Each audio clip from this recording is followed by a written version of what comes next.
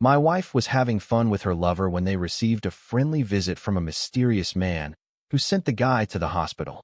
Now the police suspect me. On Doug's Wednesday, the doorbell that rang at 9:45 that Wednesday night initiated the unraveling of my wife's deception, although she did not know it yet. I opened the door and found myself facing a man and a woman dressed in reasonably normal business suits, although somewhat outdated and obviously well-worn. I immediately thought that these two were from the police, not so much because of their appearance, but because of the fact that this was the week that Frank and I had agreed to execute our revenge campaign. "Good evening, sir," said the woman. "Are you Mr. Douglas Franklin?" "Yes, I am Doug Franklin.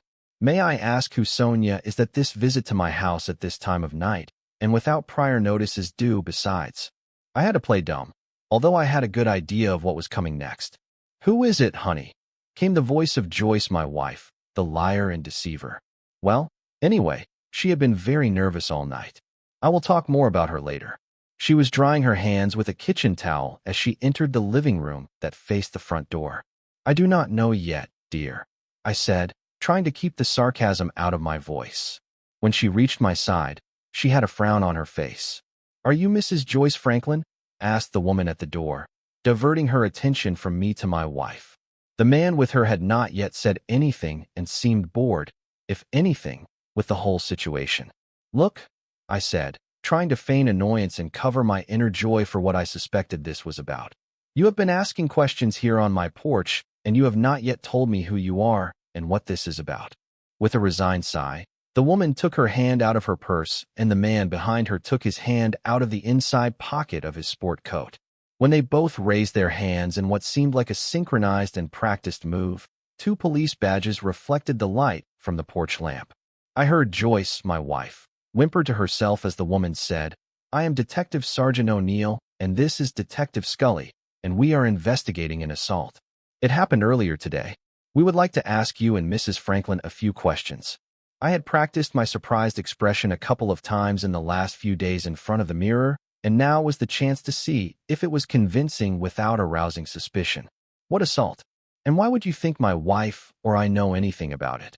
I said, with growing irritation also well practiced in my expression and voice. I looked at Joyce and saw that her face had lost all color and that she had an expression of absolute terror. She was looking away and seemed about to hyperventilate. The male detective spoke at that moment. "The assault occurred early this afternoon, resulting in severe trauma to the victim." In one of his few lucid moments before going into surgery, he identified Joyce Franklin as the main witness to what happened to him. This has also been corroborated by several other witnesses at the scene of the event in question. Still feigning ignorance and surprise, I said, "Who was this victim?" "I mean, my wife, the main witness." "What?" At that moment, I paused, just as an honestly surprised husband would, and continued to play the role of the ignorant fool as part of the scene that was now collapsing my wife's small secret world around her. "Mrs. Franklin, what is the nature of your relationship with Mr. William Gerardo, and what were you and he doing together when he was assaulted in the back parking lot of the Newton Motel on King Street this afternoon?" asked Detective Sergeant O'Neill. Wow, that was direct. She was clearly going for the shock and awe effect. There it was, out in the open. There was no way to escape anymore. Joyce let out a distressed sob and looked like she was going to faint. I just slowly turned my head towards my wife and looked at her with an expression of curiosity and surprise. At least I hope I did it well. That slowly transformed into alarm and then into anger as she began to cry openly and slowly moved away from me. Frank's Friday. Fridays are usually a little less hectic than the other workdays of the week, so I was not particularly busy that afternoon when my secretary, Jane, told me I had a call on line 1. "Frank Simmons," I said. "Mr. Simmons, this is Deputy Gibson from the Cherokee County Sheriff's Office. Could I schedule a few moments of your time this afternoon or evening?" said the hoarse voice on the other end of the call. "Deputy Gibson, I do not understand. What is the nature of your request?" I asked, already realizing that Doug must have fulfilled his part of the deal if I was receiving a call like this. "I would rather wait and tell you in person, Mr. Simmons. Could I stop by your residence later to talk to you this afternoon or evening? Also, it would be better if Mrs. Simmons were also available. In fact, she really needs to be present at this meeting," he said, somewhat evasively. I was glad he could not see the look of satisfaction on my face when I said, "Well, I must say I am confused, but curious. Of course, you can come at 7. Is that okay? My wife, Sybil, works during the day, but she is usually home in the late afternoon and evening. We should both be home by the time you arrive at 7 p.m. Okay, Mr. Simmons, see you then." And then the connection was cut. I hung up the phone, swiveled my chair, stood up, and took a deep, satisfying breath as I looked out the window of my office. Tonight. Damn it. Everything will come to light tonight, I thought. Then I realized I would have to play my part completely. I would have to call home to alert Sybil of the upcoming visit from a sheriff's deputy. Otherwise, she might correctly suspect that I was setting her up. The home phone rang 4 times and went to voicemail. This was strange. Sybil was supposed to be home at that time of the afternoon. Maybe she was just in the bathroom. I called again 5 minutes later and got the same result. I waited 10 more minutes and then left a message telling her I would be home around 6:15.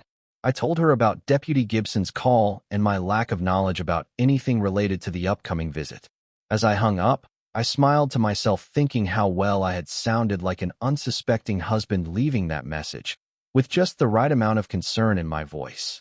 On Doug's Wednesday, I had let the pent-up fury inside me unleash itself in the form of screams and shouts at my crying and cowering wife. To make sure I did not do anything more than shout, I made sure that the 2 detectives were still in my house to serve as Joyce's protectors and witnesses to my self-control in not getting physical with her. After finishing my outburst and visibly calming down, and after giving the detectives all the answers I could provide, I left the room and went upstairs.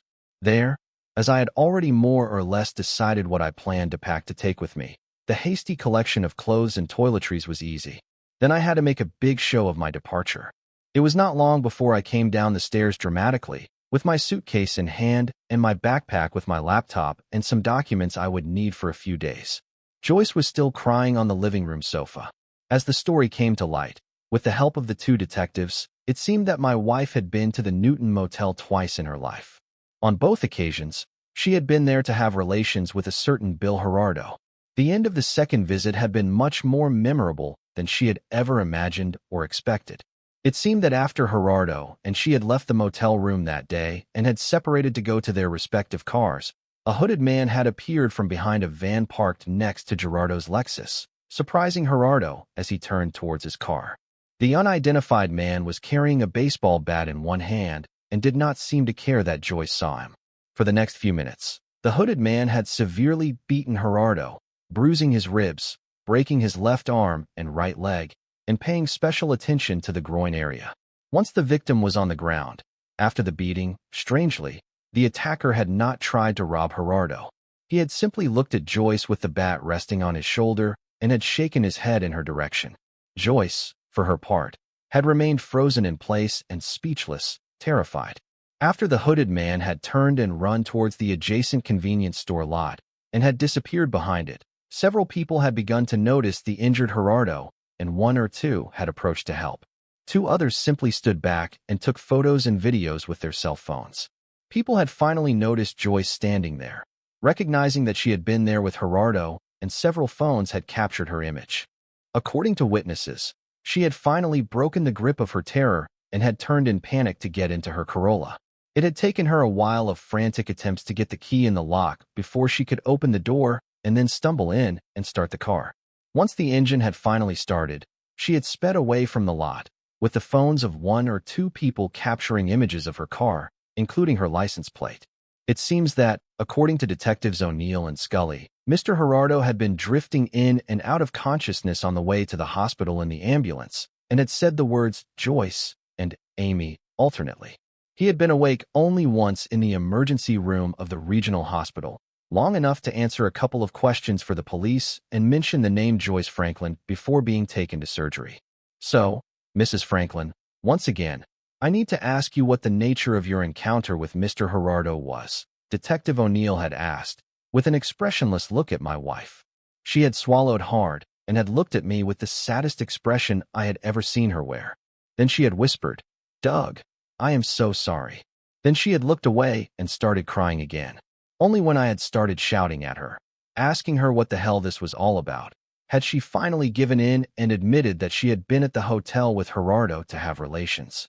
But I was too enraged to listen to her when she had tried to say, "But it is not what you think."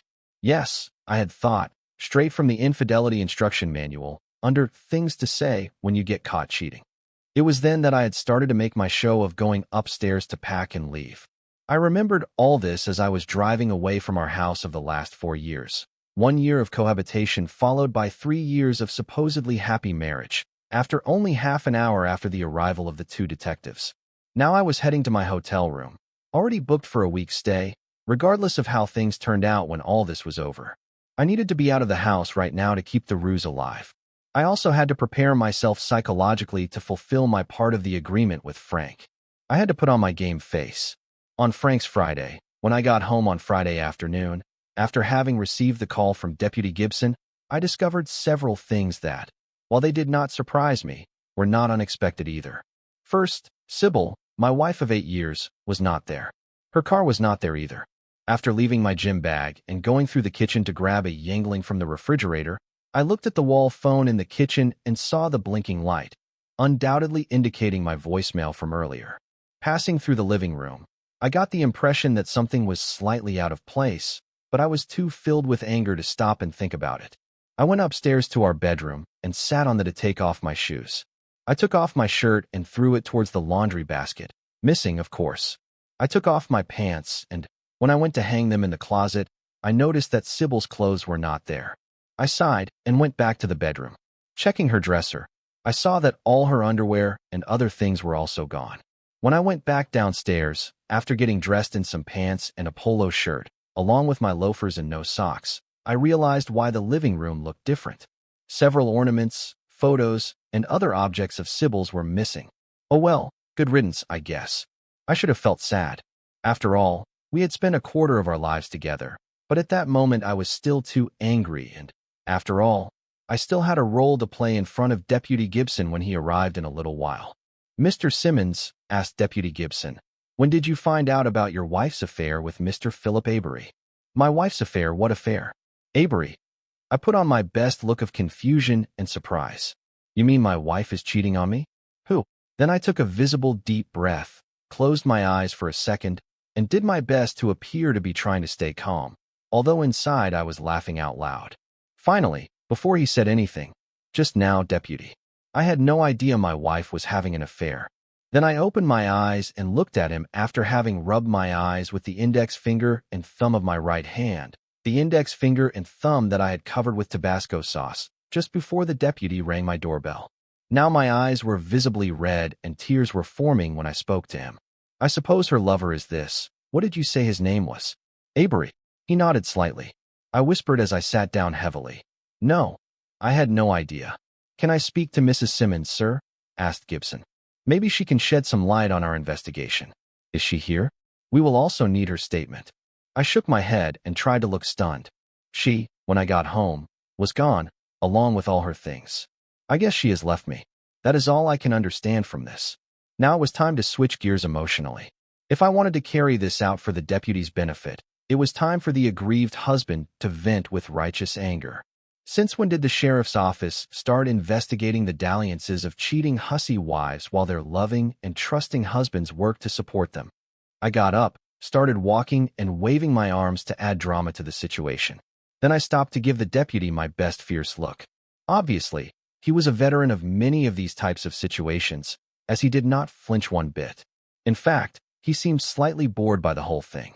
"Mr. Simmons, we do not investigate cases of adultery or dalliances, as you call them, but we do investigate matters when those dalliances may be the instigating cause behind a serious crime of assault and aggravated battery, and possibly attempted murder," he said, without raising his voice one bit. But he was watching me closely as he said all this. Once again, I put on a surprised face. To quote Captain Renault from the movie Casablanca, silently in my head, "I am shocked. Shocked to find that there is gambling going on in here."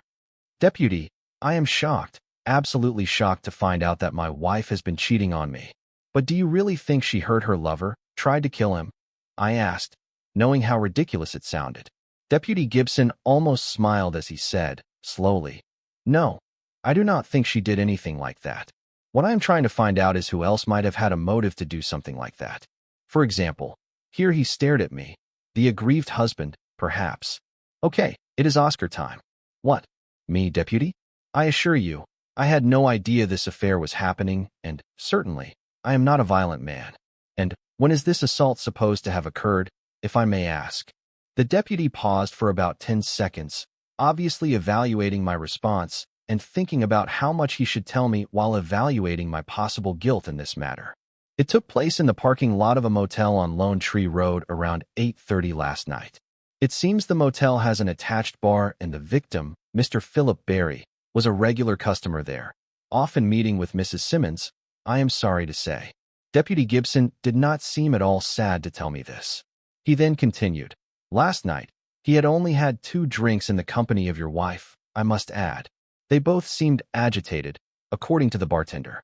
They finished their drinks, and then he went out to his car in the parking lot, a few minutes after she left alone. A witness in the parking lot says that a man in a black ski mask and brandishing what appeared to be a baseball bat assaulted Mr. Avery, hitting him in the upper back. Then, once the victim was on the ground, the masked man proceeded to hit Mr. Avery all over his body. He avoided the head, but seemed to particularly enjoy hitting Mr. Avery's testicles.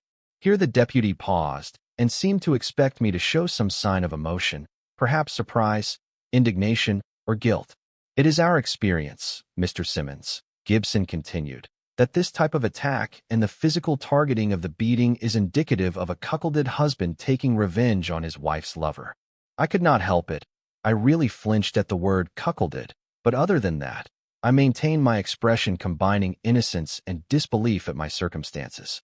Deputy, I finally said, I am still trying to process all this, so forgive me if I seem tense at the moment.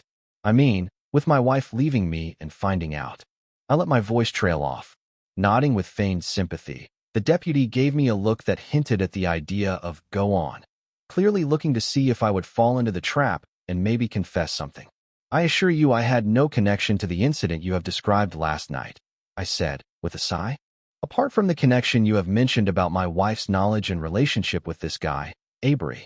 But last night, I was in my office with my office manager, Janet Berkeley, finalizing our business tax return documents until almost 10 at night. Just contact her, and she can verify my whereabouts during the time period you describe. Deputy Gibson simply nodded and said, yes, I already spoke with her right after you left your office this afternoon and before coming here. She has already provided you with your alibi. Now I had to show anger to not reveal anything else. What do you mean? You already spoke with her? So what was all this about asking me all these questions and suggesting that maybe I was involved? Calm down, Mr. Simmons, said Gibson, now taking a step back and leaning back. In cases of this type, the aggrieved husband is usually the main suspect until something else comes up. And now, I suppose, something else has come up. I mean, now that you know where I was during this assault, I asked, still showing anger but also showing restraint. Let us just say that now we need to pursue other lines of investigation, and let's leave it at that for now, he said. Still trying to shake me. Well, I had to play the part of the indignant one. Now, if you have anything else to throw at me and you want to ask me something, you can do it through my lawyer. Calm down, Mr. Simmons, said Gibson, with his hands raised, trying to pretend he intended to calm my hurt feelings with his gesture and still without raising his voice. I do not think it will come to that. By the way, if Mrs. Simmons contacts you, I would ask you to tell her to contact the Cherokee County Sheriff's Office, and I would also ask you to inform me of any contact with her. At that moment, he handed me his card. Anyway, that is all I needed tonight. I am really sorry about the situation with you and your wife, and the way you had to find out and everything. I am leaving now. With that, he put on his hat and walked towards the door. Just as he was about to close it, he turned to me and said, remember, if you hear from Mrs. Simmons, we would really like to talk to her. I simply nodded, and he turned to leave. I closed the door behind him and exhaled slowly. This time I went to the dining room and took out the wild turkey instead of going to the kitchen for a beer. Taking my first sip, I silently toasted Doug and smiled. The boy had done his part for me, just as I had done for him. Thinking of my now ex-wife, I said out loud, sayonara, bitch. The Sports Illustrated swimsuit issue did not seem to be a magazine that fit the tone that a divorce law office might want to establish. But hey, I am a guy and I like to look, so I flipped through the magazine while I waited for the start of my appointment. I checked in at the reception of the Chantal Ha Domestic Law Office, a divorce lawyer known for her relentless pursuit of her clients' well-being. It was said that she especially hated cheating wives, and the message had clearly spread among the aggrieved married male population here in Woodstock and throughout Cherokee County. Other lawyers, some judges, and even some law enforcement officers trembled when she was around or, sometimes, just when her name came up in conversation. It was Wednesday of the week following the violent events surrounding my wife's affair, and since she had disappeared from my life, I had called to make this appointment and had confirmed it for today. After that call, and after receiving confirmation that my initial deposit to her account via my credit card had been credited, Mrs. Ha had sent me an email with a list of steps I needed to take immediately to protect my assets and myself. If you have read any of the cheating stories on the internet, then you know about closing any joint accounts, canceling credit cards, dividing savings and checking accounts, changing beneficiaries of insurance and retirement accounts. All those hateful and financially devastating things that must be done during the preparation for a divorce. During all of this, I had also called Doug. I needed to know about my appointment, specifically the time. I had deliberately arrived about 30 minutes early for the appointment so we could do our little dance of deception. As I was flipping through the magazine, looking at the girls in their swimsuits, I noticed that another person entered the office and approached the receptionist. "Excuse me, but I might need a good divorce lawyer," said a male voice, one I already knew, but I had to pretend I did not. I had to force myself not to look around. "Of course, sir," replied the receptionist. "And how did you hear about Mrs. Ha?" And so on and so forth. The questions followed. She was doing her part to verify the effectiveness of Chantal Ha's marketing and advertising scheme, as she began to gather the initial information from the potential client. After about 3 or 4 minutes of this, the receptionist told the man, "If you would just fill out these forms for us, we could see about getting you an appointment with Mrs. Ha.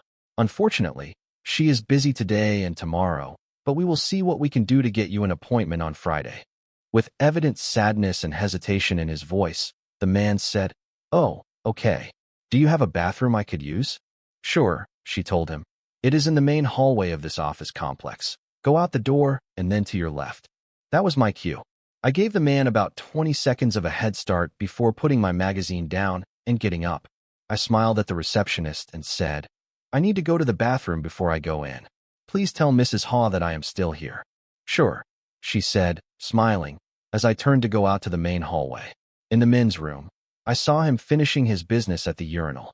I checked the only stall in this small men's room to make sure it was just the two of us there.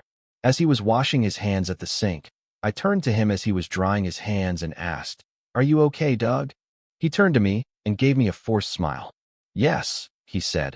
I never knew I had so much anger in me until now. I have never hurt another human being the way I did last week. He had been looking away as he said this. Now he looked directly at me and said, "It scares me a little, you know." I nodded and said, "Yes, I understand. Look, I had to make sure he was in sync here. Now we have a legitimate reason to meet. I mean, meeting at a divorce lawyer's office. Can you go on with this when we go back inside?" Doug nodded and said, Yes, I can." Then he exhaled a puff of air to indicate that he was trying to stay calm. I smiled to reassure him. "Look, Doug, your situation is different from mine, and we both know it. Just remember when you get to the 3rd page of the questions on those forms, as I told you, where they ask about counseling and the possibility of reconciliation." 6 months later, Doug. I am not normally a bar regular, but tonight marked the 6th anniversary of the company that Frank and I had started together as a way to satisfy our mutual anger and regain our masculinity. When Frank showed up at my workplace for the first time and introduced himself, I was a fat, dumb, and happy man. I was living the life of a carefree man with a good job and a beautiful and loving wife. Life could not be better, or so Frank had asked me to meet him after I got off work, as he had information I needed to know. When I frowned at his evasiveness, he said he would buy me a drink and dinner if I just listened to what he had to say. I hesitated, but come on, free drinks and dinner did not come my way very often, and this could have been a new client, albeit an eccentric one, maybe looking for my business. So I agreed. That night, my bright and happy world was no longer bright, nor was it happy. After he finished his story, the drug. "Doug, You have to remember it and keep it at the forefront of your mind. She did not plan to cheat on you, Frank insisted.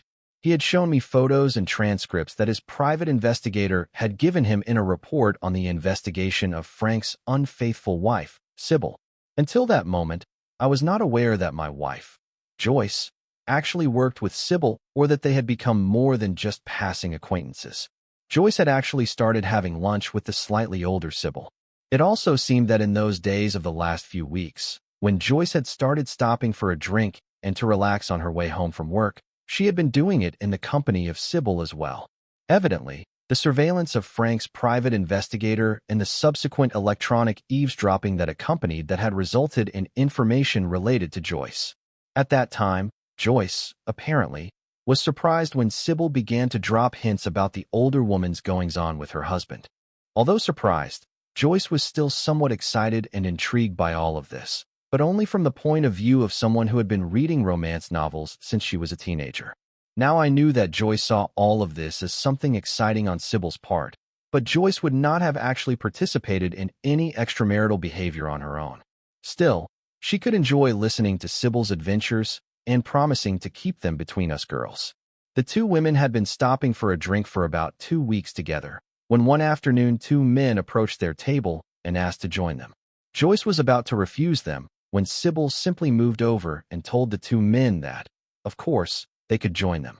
Joyce was noticeably upset, according to the private investigator's report, but Sybil was visibly enjoying herself.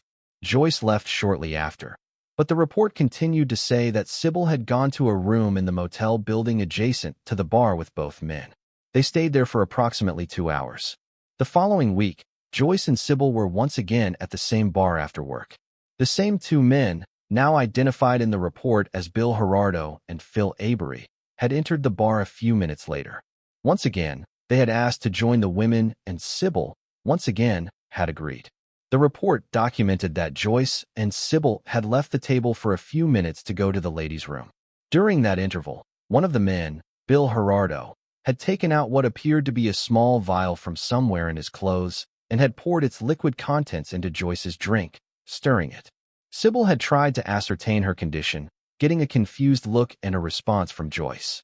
The 2 men had offered to help take Joyce to a place where she could lie down and recover before trying to drive somewhere. The private investigator's report indicated that, as expected, the men casually had a motel room available next door. Yes, I know. He drugged her the first time, Gerardo, I said. It was the fact that she let him blackmail her into coming back a second time without being drugged that bothered me. But what really made me angry was the fact that she did not trust me enough to tell me what was going on and let me help her get out of the mess she got herself into with that bastard. I had to take a sip of my drink to calm down. I am her husband, for God's sake. She is supposed to trust me enough to let me defend her, take care of her. What kind of man am I if I cannot protect my own wife if she does not even trust me enough to let me? We were silent for a moment as we each looked at our drinks at the bar in front of us. So, are you and Joyce still working things out? Despite all that, Frank asked me. He was drinking straight wild turkey, while I was enjoying a bastard ale. Yes, I am still a little upset with her, I said, as I took another swig from the bottle, larger than usual. But I will get over it soon. I got her into trauma therapy for abuse right after it all came out, and the organization that handles her counseling also does marriage counseling for couples, so we have been doing that for the last 10 weeks too. Doug, you know Sybil was in it up to her neck with those 2 clowns. It was probably her who suggested using drugs to abuse your wife, Frank told me, still trying to offer support. Yes, I know. We went over that together months ago. By the way, did you ever hear anything from Sybil? I asked him. No, replied Frank, and then he took another sip. It is as if she has disappeared from the face of the earth. But when her money runs out, I hope to hear from her. Or maybe from a lawyer acting on her behalf. In the meantime, I still have those divorce papers I started with Chantal Ha. Chantal says I can change the grounds for divorce from adultery to irreconcilable differences or even abandonment if the bitch remains incommunicado long enough. I do not care either way. Frank obviously was still carrying a lot of anger. Frank would never admit it, and it would not be me who told him that he could only be so angry if he still carried a certain amount of love for his ex, despite her infidelities. Yes, He has picked up a couple of tips on that kind of thing during the counseling sessions. Well, I said, with a smile, at least you got the formal separation documents, so you are legally free to lower your conquest count if necessary without receiving a countersuit for adultery. Frank returned the smile and raised his glass in my direction. That is right. Then he took another drink and stared into space for a couple of seconds. Let me ask you, Frank continued, did you and Joyce finally do, the deed again? I smiled and simply nodded. I was not going to go into details about our sex life after all this came out. It had been a couple of months before we finally had relations again after all that, and only after she had been in therapy for a while. But, man, the changes. It was as if Joyce could not do enough for me in her guilt-ridden efforts to make it up to me.